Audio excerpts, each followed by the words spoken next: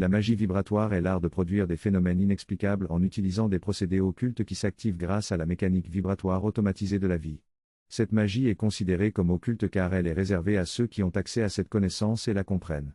La barrière qui empêche l'homme psychologique d'accéder à cette magie est le manque de conscience de cette mécanique vibratoire.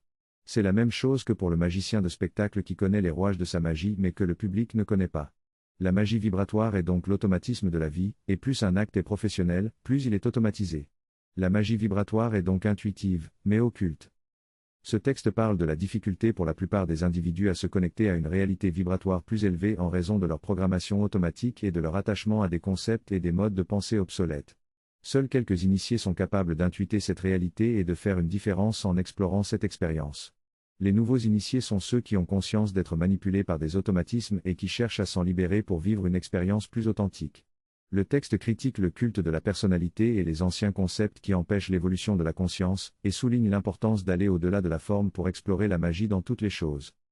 Ce texte est une discussion informelle à propos de la découverte d'une certaine réalité, probablement liée à la spiritualité ou à la conscience évoluée. Les personnes impliquées dans cette discussion ont des mentals particuliers qui leur permettent de comprendre cette réalité. Leur évolution leur a permis de se connecter avec des individus ayant des idées similaires, ce qui leur permet d'explorer leur créativité et de matérialiser cette réalité.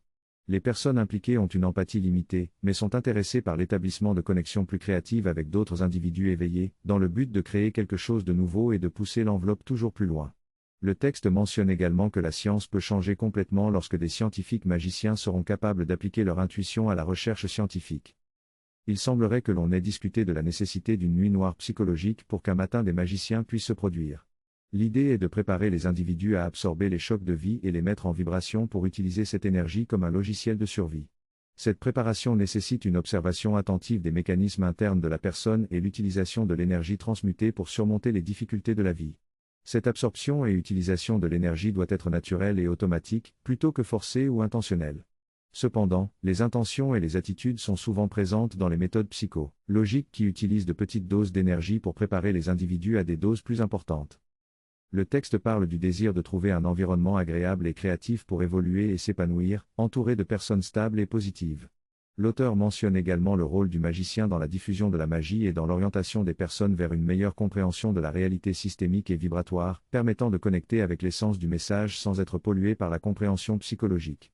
La communication est également abordée comme étant un besoin fondamental, mais qui peut être difficile à satisfaire en raison de diverses difficultés relationnelles. L'être éveillé est considéré comme étant plus à même de communiquer facilement et d'aider les autres à comprendre la magie qui se cache derrière les problématiques de la vie.